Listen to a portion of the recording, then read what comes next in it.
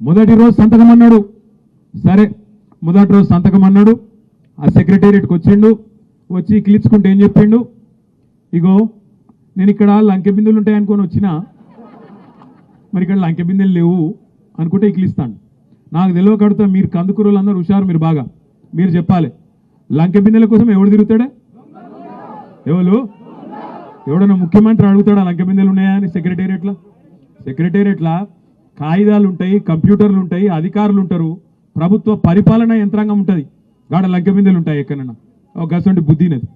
December 9 నాడు సరే ఇరకలేదు, కొత్తోడు కదా, తెలియదు, ఇదివరకు ఎన్నాడు అనుభవం లేదు, మా సబితక్క లెక్క మంత్రి పదవి చేసినోడు కాదు, ఇదివరకు అనుభవం లేదు, నేర్చుకుంటాడు తీ అనుకున్నాం.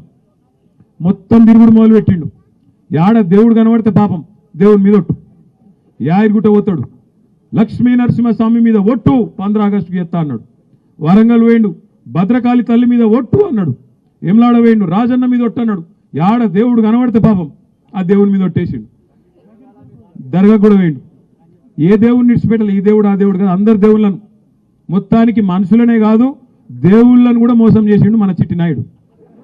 చిట్టినాయుడు కరెక్ట్ పేరేనా? చిట్టినాయుడే కరెక్టా?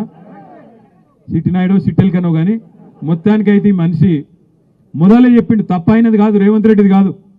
ఆయన మొదలే చెప్పిండు, గుంపు మేస్త్రి అంటే కడతారు, కూలగొట్టరు తమ్మి. గుంపు మేస్త్రి అంటాడు, కడతాడు, కూలగొట్టాడు. వీడు కూలగొట్టేటాడు చిట్టినాయుడు. నేనేం చెప్తున్నా అంటే ఆయన తప్పు కాదు, తప్పు మనదే.